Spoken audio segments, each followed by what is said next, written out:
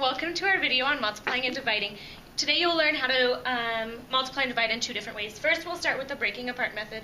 So what we have here is 28 times 4. We're looking for the product. So what you're going to do first is take your biggest factor and break it apart into place values. We've taken 28 and divided it up into the different place values of 20 and 8. So the tens and the ones. Now you're going to multiply your other factor. So 20 times 4 is 80. Then you're going to go over and multiply 8 times 4, which is 32. Now you have your product, but it is broken apart. So now you need to squish it back together by adding. So you would add 80 plus 32 to get 112. No.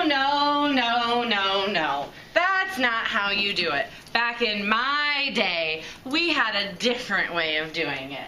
We called it stacking and multiplying. You took your biggest factor and you put it on top. Then you put your smaller factor on bottom and you multiplied. You multiplied 4 times 8, which is 32. You put the ones digit below and the tens digit above.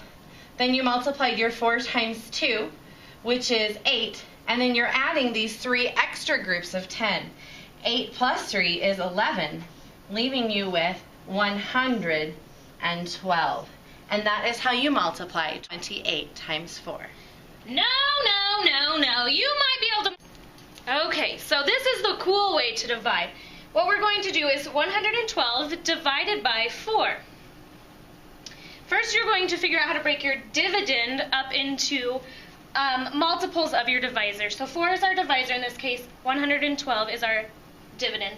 I'm going to break 112 into 112 because I know how I can get a partial quotient using these numbers.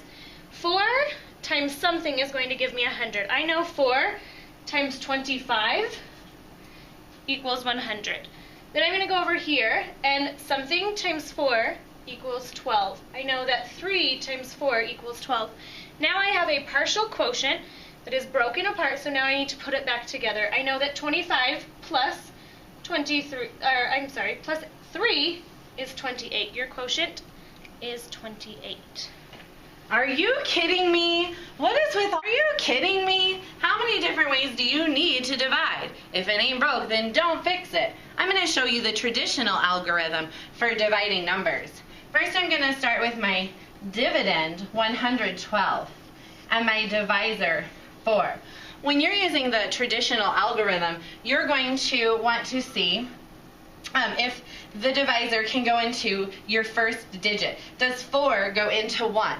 No. So go to your next digit. Will 4 go into 11? Yes. 4 goes into 11 2 times. Then you multiply. 2 times 4 is 8. Then you subtract. 11 minus 8 is 3. Then you bring down your next number, bringing the 2 down. How many times will 4 go into 32? 4 goes into 32 8 times.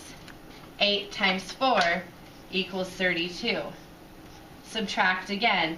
In this case, there are no remainders. So your quotient, or your answer, is 28. Now I'm going to show you how to multiply using the break apart method with larger factors.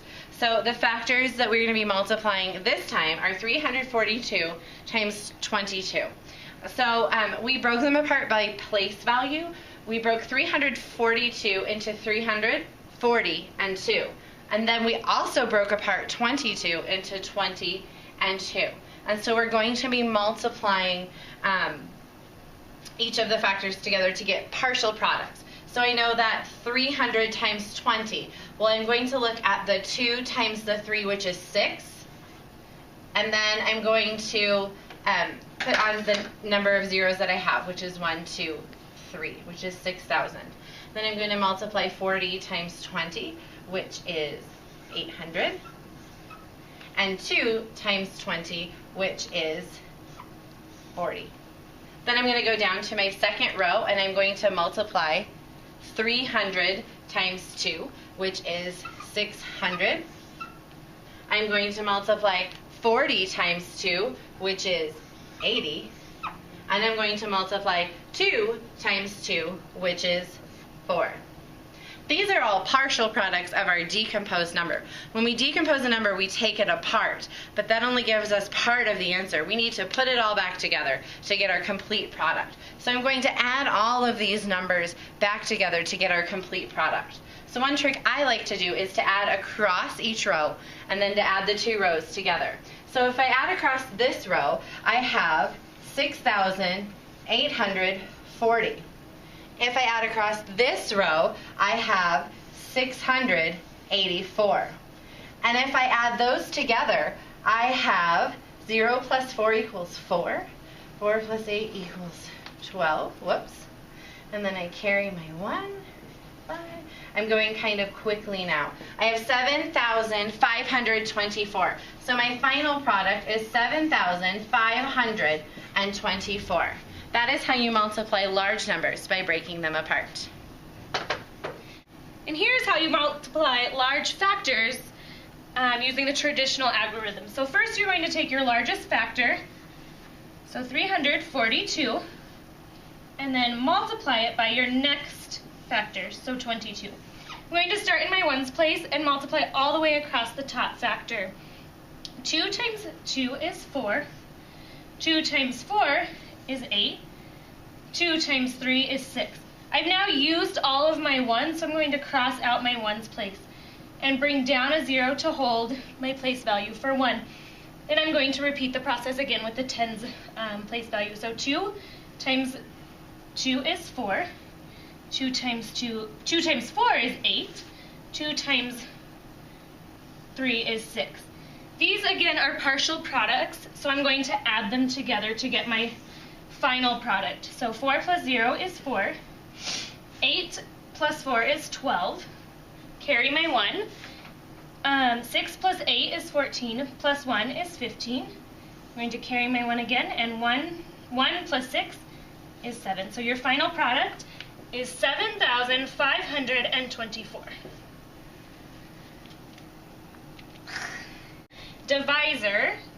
Your dividend, and you are going to put 842 divided by 2. Then you're going to ask yourself, can your divisor go into your first digit? Can 2 go into 8? Yes. 2 times 4 equals 8. Then you're going to multiply, so 4 times 2 equals 8. Then you're subtracting. 8 minus 8 is 0. Next, you need to bring down your next place value, so you're bringing down the 4. Now you're asking yourself, does your divisor go into this number? 4 can be divided by 2 twice. So 2 times 2 equals 4. Again, you multiplied and then you're subtracting. 4 minus 4 is 0. Last, you're going to bring down the last place value is 2. Now you're asking yourself, does 2 go into 2? So I'm saying yes. 1 times 2 equals 2. I'm going to put my 1 there. 1 times 2 equals 2. Then you're subtracting. And now you have no more place values to go, and you have a 0. So you know there is no more remainders. So your quotient is 421. So let's take one last look at the traditional algorithm for dividing, this time with remainders, because this can be tricky for us to remember sometimes.